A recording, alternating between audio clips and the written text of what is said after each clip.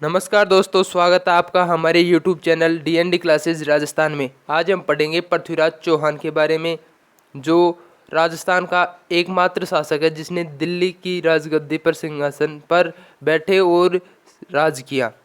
तो इनके पिता का नाम सोमेश्वर था और इनकी माता का नाम कर्पूरी देवी था। पिता का नाम सोमेश्वर और माता का नाम कर्पूरी देवी। इनका जन्म कहाँ हुआ? तो अनिल पाटन, गुजरात में। उनकी उपाधियाँ क्या क्या थी? तो राय पिथौरा और दलपंगुल। दलपंगुल का अर्थ क्या होता है? विश्व विजेता। तो अब इनके बारे में कुछ बात बताता हूँ कि जो हमने पिछले वीडियो में पढ़ा, लास्ट शासक विग्रहराज चतुर्थ, उनके बाद में पृथ्वीराज सेकंड आते हैं, अपरागांगेय आते हैं। तो उनका थोड़ा थोड़ा समयकाल होता है। इनके बाद में इनके पिता सोमेश्वर, जो अर्णोराज के सबसे छोटे बेटे होते हैं। तो अर्णोराज चौहान के बेटे जो होते हैं सबसे छोटे, कौन? सोमेश्वर।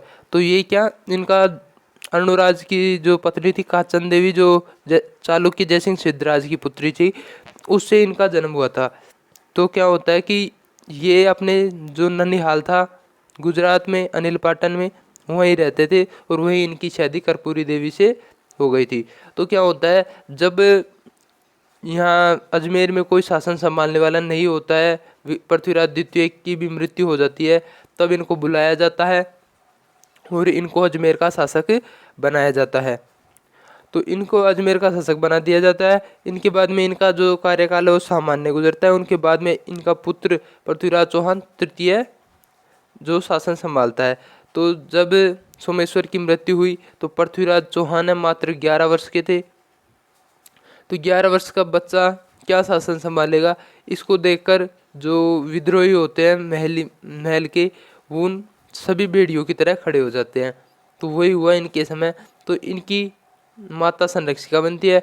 11 वर्ष की आयु में शासक बनते हैं। इनकी माता जो कर्पूरी देवी होती है वो संरक्षिका बनती है। 1178 में चचेरे भाई नागार्जुन का दमन किया। अब सब इनको बच्चा समझते हैं तथा सब इनकी राजगद्दी हड़पना चाहते हैं। लेकिन जो पृथ्वीराज को बच्चा समझने की गलती करेगा वो मुंह की खाएगा और उसको भागना पड़ेगा। तो ये नागार्जुन जो होता है ये गद्दी के लिए प्रयास करता है। तो 1178 में, क्योंकि 1177 में वो शासन संभालता है, 1178 में ये नागार्जुन का दमन करता है, इसको भगा देता है और ये कभी वापस लौटकर ही नहीं आता। ठीक है। तो 1182 में अब पृथ्वीराज बड़ा हो गया है तो ये भंडानकों का दमन करता है। भंडानक एक खूंखार जाति थी जो पंजाब साइड रहती थी। इसने बहुत ज़्यादा ये किसानों को लूटना वगैरह करती थी, तो ये बहुत परेशान करती थी। तो विग्रहराज चतुर्थ ने भी इनको दबाया, लेकिन मूल रूप से जो खात्मा है वो करता है पृथ्वीराज चौहान। पृथ्वीराज चौहान ने जो इनको दौड़ा दौड़ा के मारा, ये वापस ही नहीं आए। इसके बाद में होता है तुमुल का युद्ध। तो तुमुल के युद्ध की बात करें तो तुमुल का युद्ध होता है किन किन के मध्य? पृथ्वीराज चौहान जो अजमेर के होते हैं और परमर्दी देव चंदेल जो कहाँ के होते हैं? महोबा। महोबा कहाँ पड़ता है? MP में। इसमें कौन जीत जाता है? पृथ्वीराज चौहान जीत जाता है। और परमर्दी देव चौहान के जो दो वीर सेनापति थे, आला और उदल, तो आला और उदल जो लड़ते हुए शहीद हो जाते हैं। तो इसकी क्या कहानी है कि जो परमर्दी देव चंदेल होता है वो जो महोबा के टच में, क्योंकि सीमाएं आपस में लगती थी, तो यहाँ पर जो पृथ्वीराज के सैनिक थे उन सैनिकों को मार देता है। अब इस कुछ सैनिकों को मार देता है तो जो पृथ्वीराज चौहान था, वीर प्रतापी शासक, तो वो क्या करता है? बदला तो लेगा। तो वो वापिस आता है कहाँ पर? इससे युद्ध करने के लिए। तो जो परमर्दी देव चंदेल होता है ये अपने दो जो वीर सेनापति थी आला और उदल, इन पर अविश्वास करता है। तो आला और उदल किसी दूसरे शासक के यहाँ चले जाते हैं। तो जब युद्ध होता है तो ये याद करता है किनको? इनको, कि ये होते तो जीत जाते, क्योंकि इसको डर लगता है। तो ये वापस आ जाते हैं और युद्ध करते हैं। और युद्ध करते समय भयंकर युद्ध होता है और उसमें पृथ्वीराज चौहान जो तृतीय था उसकी जीत होती है। और जो परमर्दी देव चंदेल है, ये जो पृथ्वीराज है ये परमर्दी देव चंदेल को लज्जित करता है, इंसल्ट करता है और वापस आ जाता है। अब बात करें अगले युद्ध की, तो गुजरात से युद्ध होता है और उस युद्ध में गुजरात का शासक कौन है इस समय? भीम द्वितीय। तो गुजरात के शासक भीम द्वितीय से युद्ध होता है और दोनों के बीच संधि हो जाती है। अब बात आती है संयोगिता विवाद की। तो संयोगिता विवाद क्या था? पहले मैं आपको समझाता हूँ कि जैसे ये दिल्ली है, ये अजमेर है, और ये है कन्नौज, जहाँ का कौन है, जयचंद्र गहड़वाल। तो यहाँ पर दिल्ली में कौन है, अनंगपाल तोमर है, जिनकी एक पुत्री कर्पूरी देवी का विवाह हुआ था सोमेश्वर से, और दूसरी का हुआ था यहाँ पर जो जयचंद्र था उसकी माँ थी दूसरी। तो ये दोनों मौसेरे भाई थे आपस में। लेकिन क्या होता है कि जो अनंगपाल तोमर होता है, इनकी कोई आगे शासक बनने के लिए कोई युवराज नहीं होता, तो वो इन दोनों में से ही किसी को चुनना चाहता है। और जयचंद्र भी दिल्ली की शासक बनना चाहता है और पृथ्वीराज भी बनना चाहता है, लेकिन योग्य ज़्यादा इनमें पृथ्वीराज है। तो जो अनंगपाल तोमर है वो पृथ्वीराज को दिल्ली का अगला उत्तराधिकारी बना देता है। इस बात से जयचंद्र किससे नाराज हो जाता है, पृथ्वीराज चौहान से। अब पृथ्वीराज चौहान से नाराज हो जाता है तो पृथ्वीराज को क्या फर्क पड़ता है, हो जाए नाराज, दिल्ली का शासन मिल रहा है।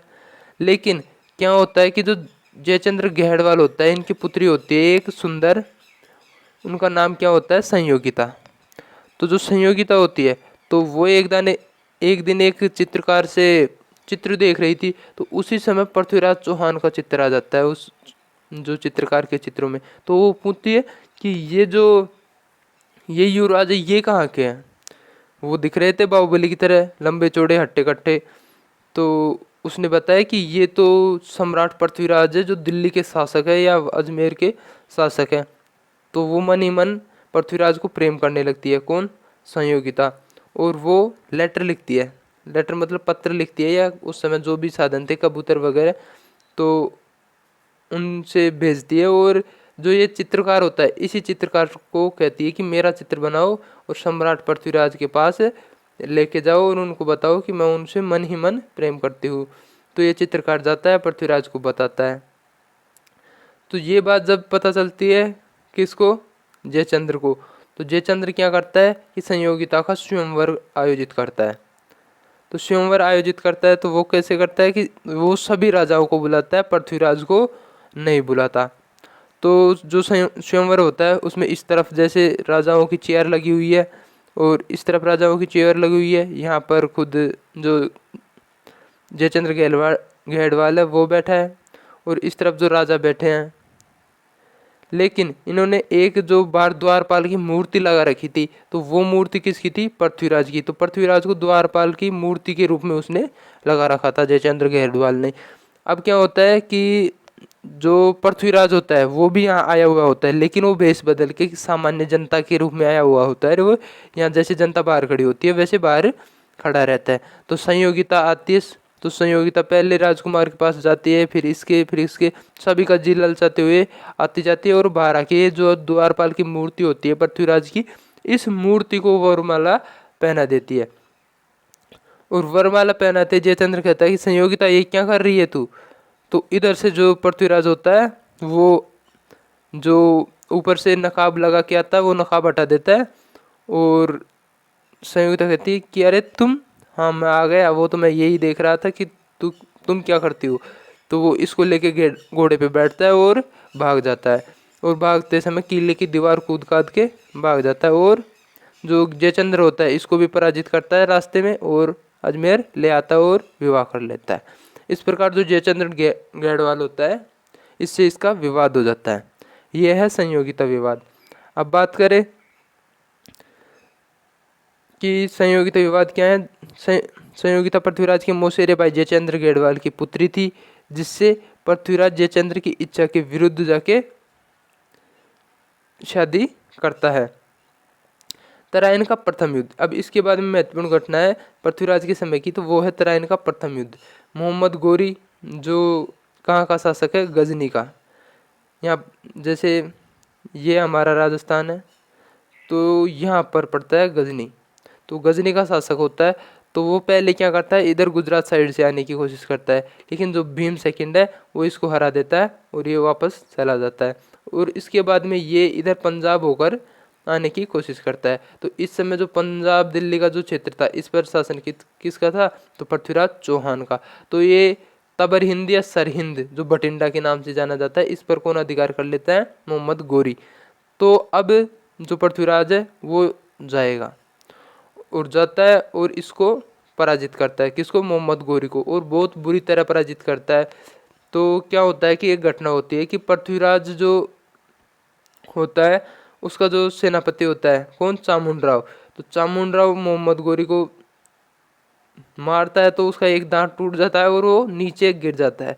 तो पृथ्वीराज आता है और पृथ्वीराज को चामुंडराव कहता है कि महाराज इसको मार दो, लेकिन पृथ्वीराज कहता है कि हम निहत्थे पर वार नहीं करते, और वो उसके लात मारता है और उसको वहीं छोड़ देता है। जो ये लात मारने की घटना थी, इससे मोहम्मद गौरी को बहुत ज़्यादा इंसल्ट फील हुआ और वो उसने ठान लिया कि मैं पृथ्वीराज चौहान को हरा के ही मानूंगा या मार के ही मानूंगा। तो वो फिर वापस चला जाता है कहाँ पर? गजनी। और इधर जो पृथ्वीराज है वो अपनी नई नवेली जो रानी है संयोगिता, उसके प्यार में ऐसा उलझता है कि वो रनिवास से ही बाहर नहीं निकलता। तो अगली बार क्या होता है कि तराइन का जो द्वितीय युद्ध होता है, कब? 1192 में। पहला होता है 1191 में, दूसरा होता है 1192 में। तो जो गौरी है वो तो इस एक साल में अपनी सेनाओं को जुटाने में लगा है और सेनाओं को प्रशिक्षण देना और मजबूत सेना बनाने में लगा है, और इधर जो पृथ्वीराज है वो बढ़िया महल की रंग रैलियों में खेल रहा है या फिर भोग विलास में लगा हुआ है। तो क्या होता है कि फिर वापस से 1192 में पृथ्वीराज आ जाता है कहाँ पे? वही तबरिंद और बठिंडा में आके अधिकार कर लेता है। पृथ्वीराज को यहाँ आने पर खबर लगती है कि पृथ्वीराज वापस से आ चुका है। तो क्या होता है कि फिर पृथ्वीराज भी अपनी सेना लेता है और कहाँ जाता है? बठिंडा और तबरिंद। तो इसको समझाते हैं कि पृथ्वीराज महाराज जो इनके सेनापति होते हैं कि अभी हमारी सेना तैयार नहीं है। अब कैसे अचानक से कैसे तैयार होगी? इतने दिनों के तो आप महलों में खोए हुए थे। तो क्या होता है? पृथ्वीराज कहता है नहीं, चलो चलो, क्योंकि वही वीरता का अंदाज कि पहलवानी छोड़ी है, लड़ना नहीं भूले, वैसे ही चले गए उठा के, वीर तो थे ही। तो वहाँ जाते हैं, तो वहाँ जाने पर जो गौरी होता है वो कहता है कि देखो मैं युद्ध करने के बहाने से नहीं आया हूँ, मैं संधि करेंगे, सुबह कल बात करते हैं। तो वो ऐसे कहता है कि मैं, अगर आप ना मानो तो मैं अपनी सेना, आधी सेना को भी वापस भेज देता हूँ गजनी। तो वो क्या करता है कि सभी सेना को, आधी सेना को भेज देता है, लेकिन वो रियलिटी में सेना नहीं भेजता। जैसे ये जो मैदान है, तो मैदान की इस तरफ जो ये पृथ्वीराज की सेना है और ये है मोहम्मद गौरी की सेना। तो गौरी आधी सेना को क्या कहता है कि आप जाओ, लेकिन वो कहता है कि आप जाओ मसाल जला के, यानी जो हाथ में जो आग के वो मसाल होते थे, तो मसाल जला के जाना और दबे पाँव वापस रात को ही आ जाना। तो क्या होता है कि ये जो आधी सेना वो जाती तो है, और इधर जो ये पृथ्वीराज की सेना थी वो वैसे ही लड़ने के मन से नहीं आई थी, उनको पता था कि अभी कुछ प्रशिक्षण है नहीं। तो वो उन्होंने सोचा चलो युद्ध टल गया, सही हुआ। तो ये क्या करते हैं, रात को पैक वैक लगाते हैं और बढ़िया डांस वांस करते हैं, पार्टी वार्टी करते हैं और सो जाते हैं। तो जो ही ये सोते हैं, गौरी की सेना ध्यान रखती है, जो ही ये सोते हैं और सुबह लगभग 4 बजे का समय होता है। कितने बजे का? 4 बजे सुबह, जब सब सोए हुए होते हैं या फिर कुछ होते हैं वो जैसे दैनिक कार्य करने, सोच करने वगैरह, नहाने, कोई क्या कर रहा है, कोई कोलगेट कर रहा है, कोई ब्रश कर रहा है, तो वो कर रहे होते। यहीं से जो ही जो गौरी की दूसरी सेना, जो आधी सेना उसने भेज दी थी, वो सेना आती है और सुबह 4 बजे ही जो ये सोए हुए होते हैं इनके ऊपर आक्रमण कर देते हैं। अब पृथ्वीराज भी सोया हुआ होता है, तो उसने देखा कि कैंपों में, जो कैंप होते हैं सेनाओं की, उसमें भगदड़ मची हुई है। तो वो अपनी उठता है, तलवार निकालता है और वो वीरता से जो मारने लगता है सैनिकों को। लेकिन क्या होता है कि वो अपने घोड़े पर बैठता है। तो जो पृथ्वीराज का घोड़ा, बताते हैं कि पृथ्वीराज का जो घोड़ा था उस घोड़े को बदल दिया गया और उसकी जगह एक नाट्यरंभा, नाचने वाला घोड़ा उसके स्थान पर बांध दिया गया। तो जो ही पृथ्वीराज बैठता है और उसको चलने के लिए कहता है, और वो तो वह ऐसे ऊंची टांग कर करके नाचने लगता है। तो वो युद्ध के लिए तैयार नहीं था, वो घोड़ा जानता नहीं था युद्ध करना, और वो इनको कैद करके क्या करता है, मोहम्मद गौरी कैद कर लेता है। किसको? पृथ्वीराज को। और पृथ्वीराज रासों के अनुसार पृथ्वीराज को कहाँ ले जाता है, वो गजनी ले जाता है। और अगर सामान्य जो जानकारियों के अनुसार बताए तो ये बठिंडा के निकट ही क्या होता है कि जो जंगलों में पृथ्वीराज को पकड़ लेता है और पृथ्वीराज को गोरी मार देता है। तो चलो आओ पढ़ते हैं, फिर बाद में एक और किस्से की बात करेंगे कि पृथ्वीराज जो रासो है उसमें इस युद्ध के अनुसार क्या होता है। ठीक है, कि तराइन का प्रथम युद्ध होता है पृथ्वीराज और मोहम्मद गोरी के बीच। कब? 1191 में पृथ्वीराज जीत जाता है। तत्कालीन कारण क्या थे युद्ध के? तो बठिंडा, तोबरिंद या सरहिंद पर गोरी अधिकार कर लेता है। पृथ्वीराज जो था उसके साथ कौन थे? उसके साथ दिल्ली का जो गवर्नर था गोविंद राज और उसका सेनापति चामुंडा राव थे। पृथ्वीराज के साथ दिल्ली का गवर्नर गोविंद राज और सेनापति चामुंडा राव थे। अब आता है तराइन का द्वितीय युद्ध। तो तराइन का जो द्वितीय युद्ध होता है इसमें पृथ्वीराज और गोरी के मध्य युद्ध होता है। इसमें गोरी जीत जाता है। गोरी अपने षड्यंत्र और चाल से जीतता है। यह एक निर्णायक युद्ध था। इस युद्ध के पश्चात भारत में मुस्लिम साम्राज्य की नींव पड़ी। इस युद्ध के बाद कुछ ऐसे युद्ध है जिनको बहुत महत्वपूर्ण माना जाता है इतिहास में, जैसे पानीपत का तृतीय युद्ध, प्लासी का युद्ध और तराइन का द्वितीय युद्ध।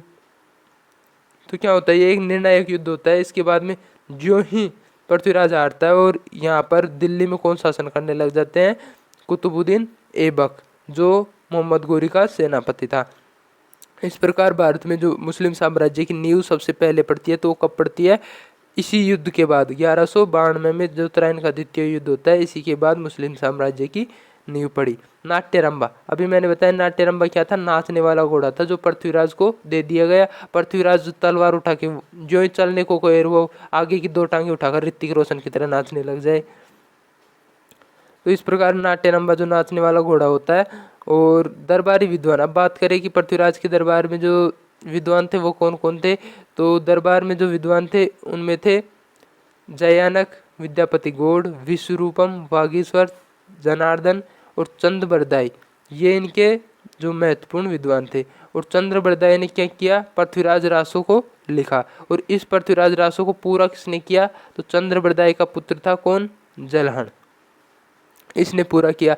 तो पृथ्वीराज रासो के अनुसार क्या होता है कि पृथ्वीराज के शब्द भेदी बाण से ही गोरी की मृत्यु होती है। अब पृथ्वीराज रासो क्या कहता है कि जो ही युद्ध खत्म हुआ और पृथ्वीराज को बंदी बना लिया किसने? गोरी ने। और कहाँ ले जाता है? गजनी। और गजनी ले जाके क्या करता है?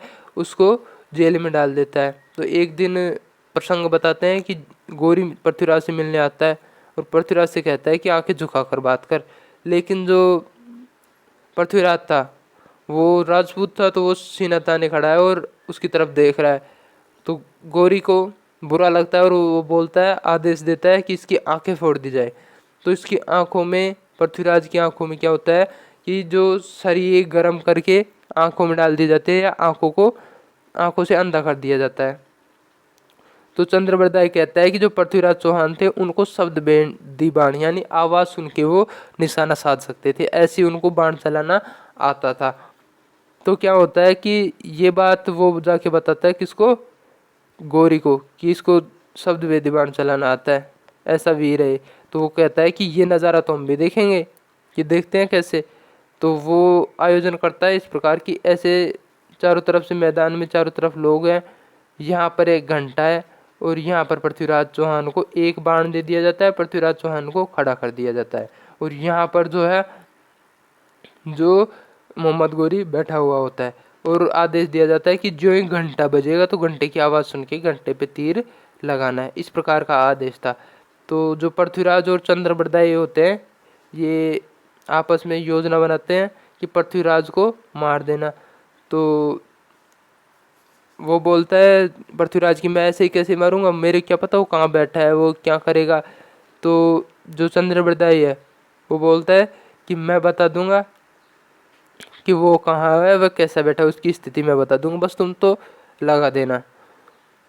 तो क्या होता है कि पृथ्वीराज चौहान को एक बाण दे दिया जाता है, यहाँ पर घंटा होता है, यहाँ पर गोरी बैठा हुआ होता है।